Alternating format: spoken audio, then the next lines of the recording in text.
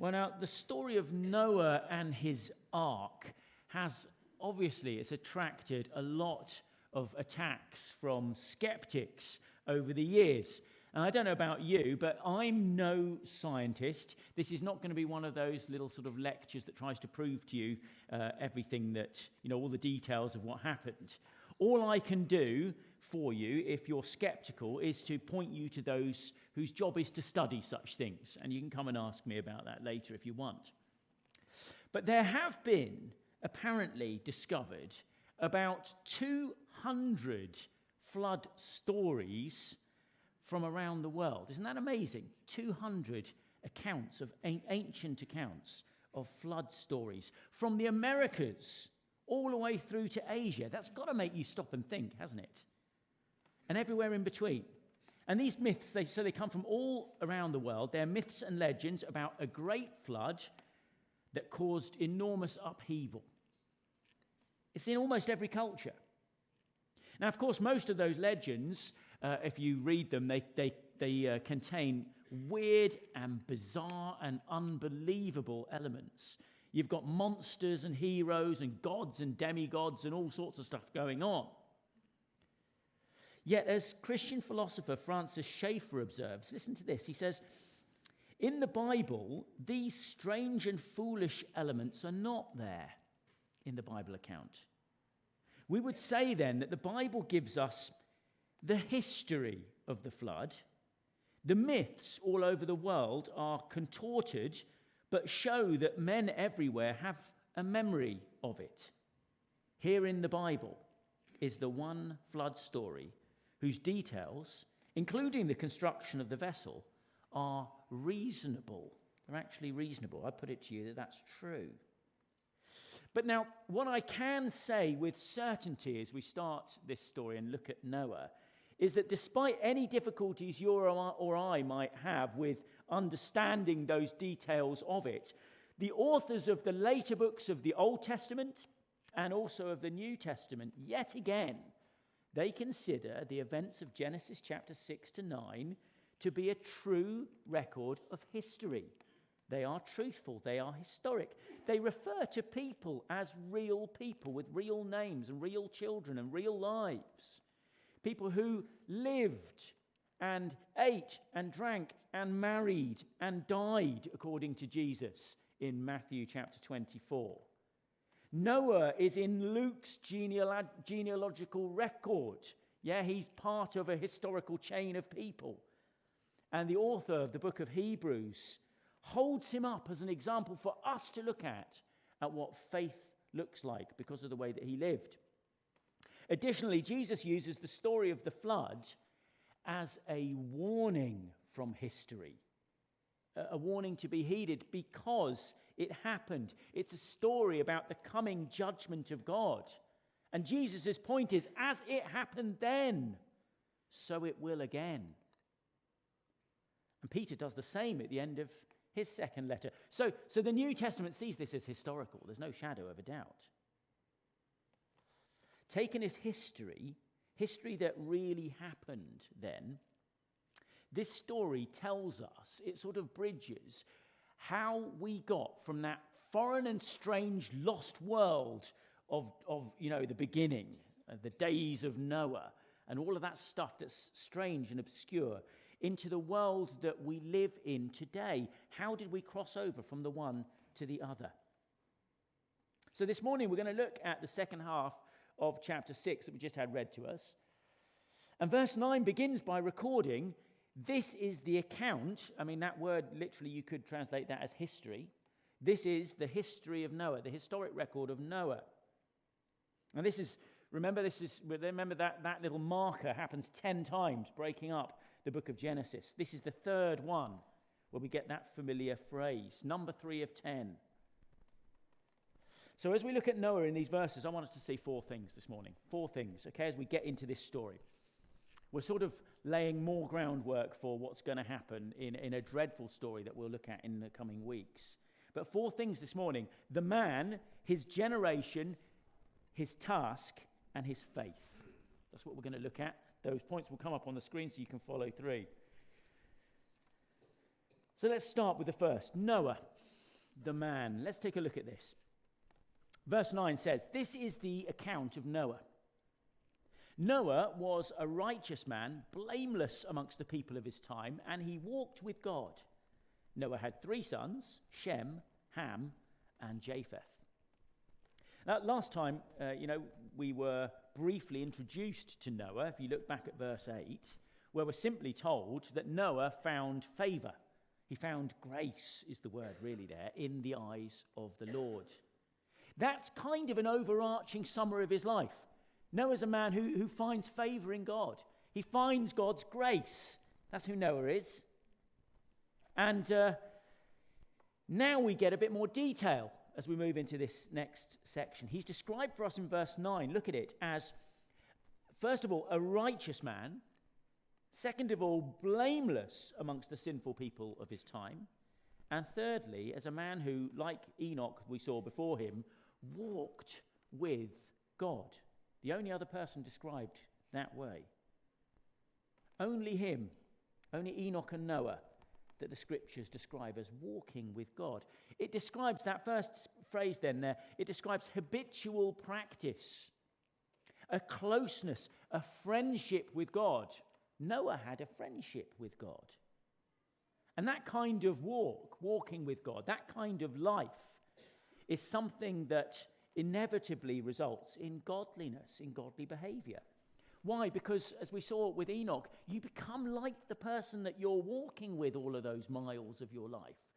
Centuries. Noah is walking with the Lord, walking with him, sharing time with him. So first of all, he walked with God. What does it mean then that Noah was blameless? I mean, that's a pretty dramatic thing to say, isn't it? Noah was blameless. He's described as blameless amongst the people of his time. Now, I don't think that blameless is basically a synonym for faultless or perfect. No fallen human being could attain to that standard. But I think that when the Bible talks about someone being blameless, it means something more like a person who has nothing to hide. Nothing to hide. Think about that as sort of a working definition here. A man with nothing to hide, especially before God. Nothing hidden before God with Noah. Noah knew, I'm sure, his own sins and faults and shortcomings. But he walked with God, hiding nothing from him. His life was an open book before God. He brought all of those sins with him and trusted God as he walked with him. He trusts God to be merciful towards him. Now that apparently marks Noah out as pretty much unique from all the people of his time. That's pretty stunning, isn't it? He was one of those who, as we read earlier in Genesis, I suspect, called on the name of the Lord, and the Lord answered, and he came to know the Lord. He was a man who came to know and to walk with God in openness and intimacy. Quite a character. But the third description of him there is even more intriguing. How was Noah righteous? He's described as being righteous. Now that is in the Bible, that's a very strong word to describe someone as actually righteous. Because, essentially, the Bible describes all people as being really basically in one of two categories. You are either righteous or wicked, right? You're either righteous or you're a sinner. So you're either righteous on the one hand, that means to be accepted in the eyes of a holy God who hates and cannot tolerate any form of sin. That's what righteous is, isn't it? Or you're a sinner, someone who doesn't measure up to what God requires. And the issue here then is underlined for us. Okay, here's the dilemma. You look at a verse like that in Romans chapter 3, which perhaps you're familiar with, where we're told in no uncertain terms, Romans 3 verse 10, there is no one righteous, not even one. Now, is this a contradiction? Can you see? No one is righteous, says Romans chapter 3. And we all go, wow, yeah, we know that verse, don't we? Yet Noah was a righteous man. Oh dear, what does that mean? This then is something we need to know, isn't it? It's really important we get to grips with this. How does a man, and think about it, a man living in a rotten generation that we looked at last week, where sin has spread deep into the hearts of mankind, so that they're continually inclining towards evil. How does a man like Noah attain such lofty credentials that he's introduced to us in this way? Was Noah really righteous? Yes, the Bible says he was, but perhaps not in the way that we think. He was not righteous, I put it to you, because he was in some way so appalled by the sinfulness of the world around him that he reformed himself and changed his ways and cleaned up his act and fixed himself. No. That wouldn't work, because it's simply not something that we are capable of as human beings. We're too far gone for that. And we've seen that in previous weeks, haven't we? I mean, we can, should we be so inclined, and I don't know what might incline you this way. All kinds of things might, but we might make a measure of improvement in our lives. We can learn to perhaps master some of our bad habits by sheer willpower, right? We can do a bit of that, but even that's pretty shaky, isn't it? Don't you see that in your own heart? Our sinful flesh, what we're made of, this matter that is sinful, with all of our inclination, it always gets the better of us, no matter how hard we try. That's what Romans 3 actually means, isn't it? No one is righteous. No one becomes righteous by gritting their teeth and saying, I will do the right thing. How then is it that Noah can be described as righteous? Well, we'll discover that as we read on, okay? The answer's in our passage. I'm going to leave it hanging. So that's Noah, the man, righteous, blameless. He walks with God. What about his generation? Let's take a look at verse 11. Now the earth was corrupt in God's sight and was full of violence. God saw how corrupt the earth had become, for all the people on earth had corrupted their ways. So God said to Noah, I'm going to put an end to all people, for the earth is filled with violence because of them. I am surely going to destroy both them and the earth. Now, we already know about their sin from the last time that we were in Genesis last week. How it, do you remember how it just seems to break forth from their corrupted hearts? That's really the picture. It comes from within, like a sort of an outbreak of disease on the skin, yeah? It just pops forward like a disease that shows itself everywhere. You remember how they're full of lust. They're pursuing that which looks good and pleasurable, rather than ever asking, is it right or wrong? That's the way they live. Their society is constantly growing in violence. You see it written here. And we saw how they're boasting about their violence. Remember Lamech? Hear me, my wives. I've killed a man. Aren't I great? And their minds, we read, are always and continually scheming and dreaming up new ways to do evil, concocting new wicked things. It's amazing how the human heart does this, isn't it? You know, we come up with a brilliant invention, something like the internet. Of course, that's going to just do so much good, isn't it? And it rots us. It rots us. It exposes us to lies and deception and filth. We just take a good thing all the time and twist it. That's what the human heart's like. And we read here that because of the extent of this sin permeating through everything in society, really here, God is planning to judge the whole earth. He says it to Noah. He's going to do something to put an end to all of this corruption, all of these corrupt people. And note how he discloses these plans to Noah. He lets him in on it. He tells him what is going to happen. Noah's been made aware of the terrible judgment, a terrible judgment that is coming. A judgment said specifically here, no one is going to escape. You won't escape this judgment. What a burden to carry. Can you imagine that? If Noah believes this, then how can he not warn people? How can he not? It's like seeing someone in a burning building and not shouting out a warning. We took note last week that the wrath of God, you see, it doesn't come out of the blue suddenly. God doesn't, in other words, just fly off the handle in anger when he sees the sinfulness of mankind. He doesn't explode in wrath. I mean, he can't tolerate sin. He will not leave the guilty unpunished, but remember, he is always slow to anger and abounding in steadfast love. God has a heart of mercy. God reveals what he's going to do. And we noted, didn't we, probably more than 100 years before it happened. And the flood finally comes. And Noah is going to be his witness. He's going to be his alarm call, isn't he, to the world. He's going to be his preacher. Take a look at what the Apostle Peter tells us in 2 Peter chapter 2. It says this, for he did not spare the ancient world when he brought the flood on its ungodly people, but protected Noah, a preacher of righteousness, and 7 others. Do you see how Noah is portrayed here?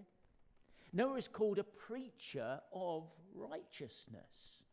Not only was he a man called righteous, he was preaching that righteousness as well. Perhaps he built the boat in the cool of the morning. Over a period of maybe 100 years, he's got this great big building process. It's like me working on my car. 100 years. He does the work in the morning when it's nice and cool, and then he heads down to the town in the hot of the afternoon where everybody's sort of lying around and doing nothing because it's too hot to work. And there he gets his soapbox out, and he's up there and he's preaching. Why? Because he knows judgment is coming. How can he not? We don't know how he did it, but we know he certainly didn't remain silent. He was a preacher. He warned people. God never judges out of the blue. There is always a warning. No one will be able to say to God when they stand before him at the final judgment, no one will get up and say, "Oh, I never knew. No one ever said anything. How could I have known? I had no clue about my sin. I had no clue that God cared about it." No one will say that. That will just never happen. No one here, for starters, no one will be able to say that. No one, I hope. And what's more, add this to the scenario. There's a great big spectacle for everyone to see. The preacher is preaching, and there's an object lesson. Take notice of this object lesson, this huge thing right on Noah's front lawn, as it were. An enormous construction project, an insane project is taking shape.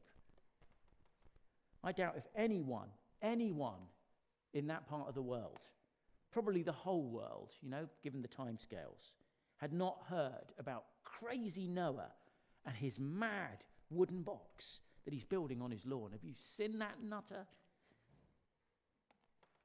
And yet, here's the sobering thing, really.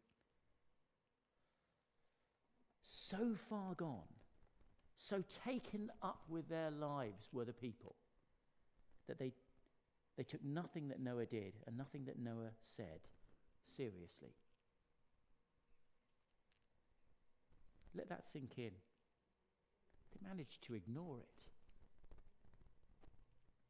Jesus tells us, Matthew chapter 24, "For in the days of Noah before the flood, people were eating and drinking, marrying and giving in marriage up to the day that Noah entered the ark."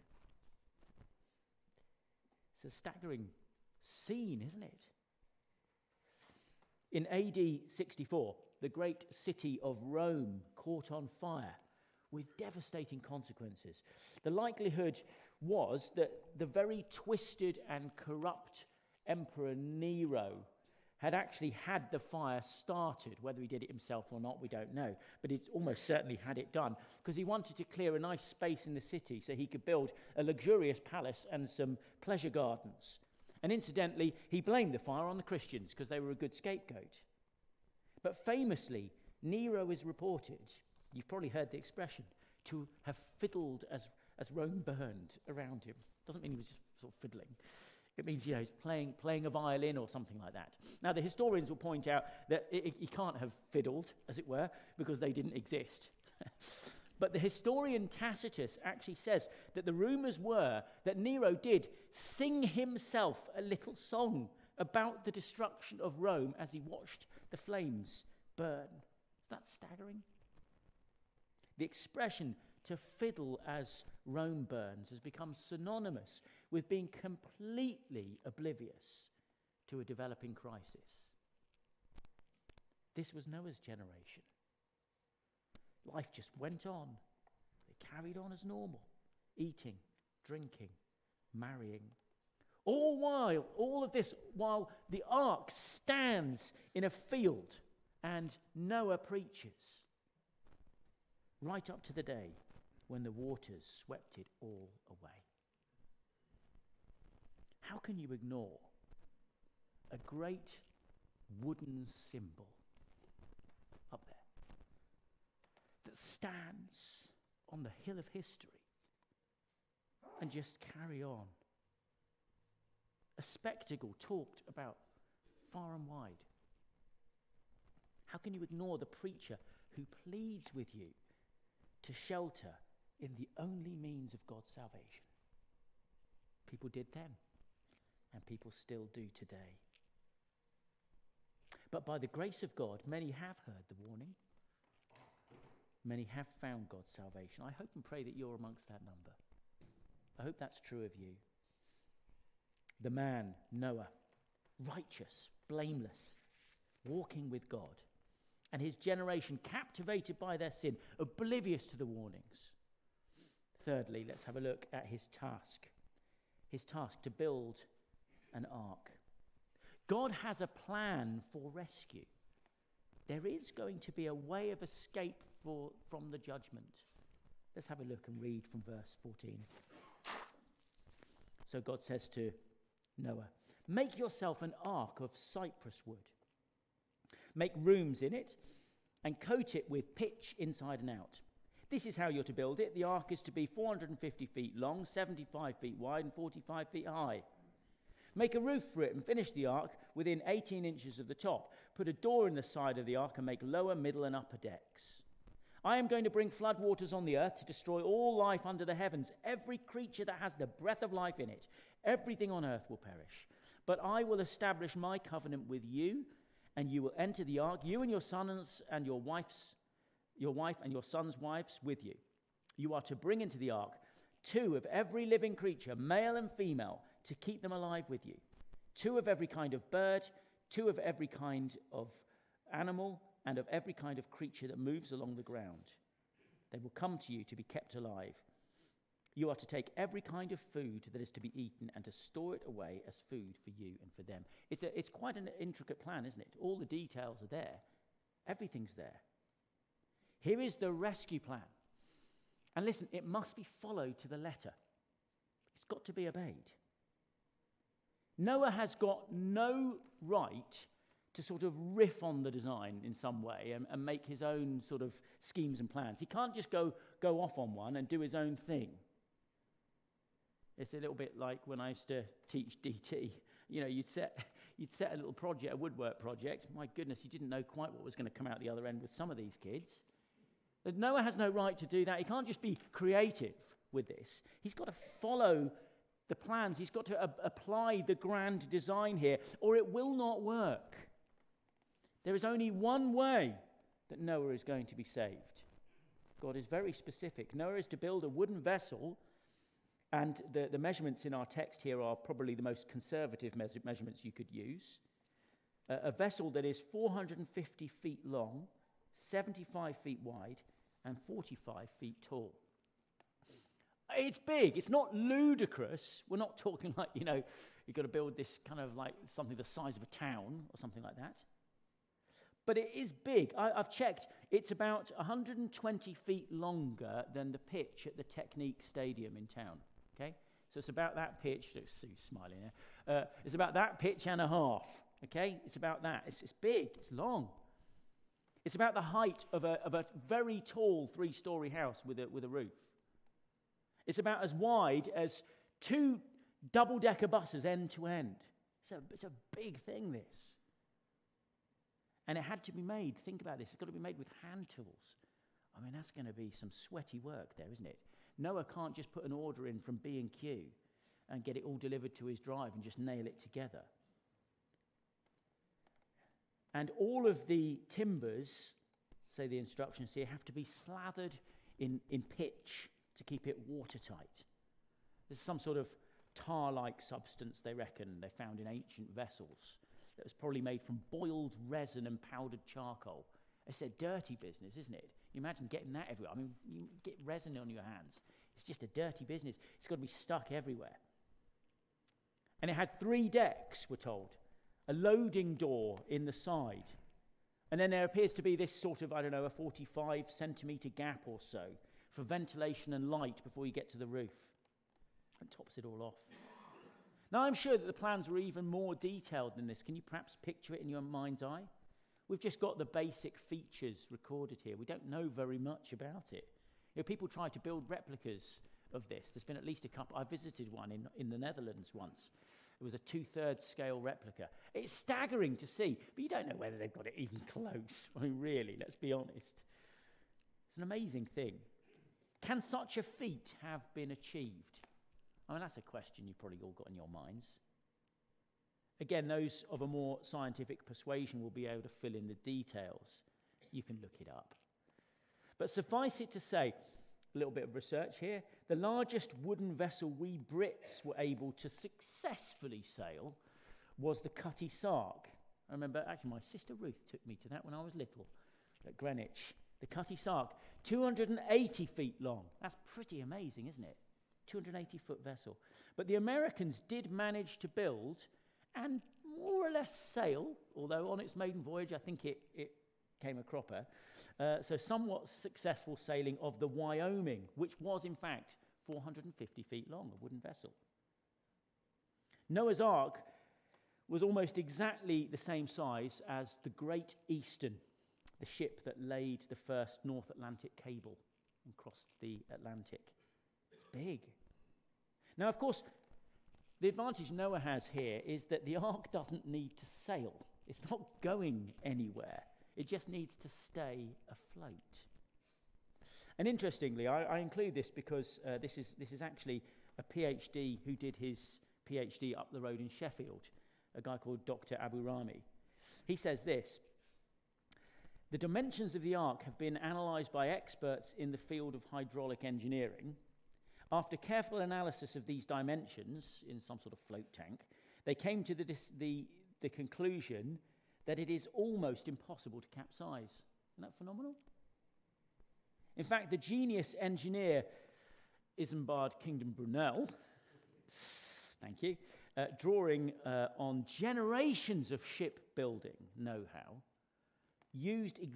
ended up with exactly the same ratios when he built the Great Britain, his great ship. Now make of that what you will. The point is, God knew what he was doing. That's clear, isn't it? If he didn't know what he was doing, we wouldn't be here. And Noah simply needed to follow the instructions. Follow them to the letter. I mean, you're putting your life, you're trusting your life to this, aren't you? You're going to follow the letter of the instruction. Which brings us back to the question we started with this morning, which is answered as we look at this final point, Noah's faith. Look at verse 22. Noah did everything just as God commanded him. That'd be a great epitaph to have, wouldn't it? On your gravestone. We wanted to know, do you remember at the beginning, how it could possibly be that God's assessment of Noah was righteous? How can that be? As I said before, Noah was now declared righteous was not declared righteous by God because he cleaned up his act, or simply behaved himself better than the people who lived around him? I mean, that tends to be how we think, doesn't it? That's what we think would hopefully qualify. Many people fool themselves into thinking that as long as they are better than average, they behave a little bit better than the bloke next door and a little bit better than most of their colleagues at work, well, then somehow God will acknowledge that they've tried. They've tried really hard. So, well, go on then. Okay, you're good enough. But the reality is that in the final analysis, God is absolutely black and white about sin. In the final judgment, God is absolutely black and white about sin. A judge who's actually any good is going to be that way. A good judge doesn't let criminals off. That's what corrupt judges do. God is not a corrupt judge. And so God's dilemma then, as he reveals what his character is like, I am holy, yet I am merciful, is that he must uphold justice, absolute justice. Every sin must be punished.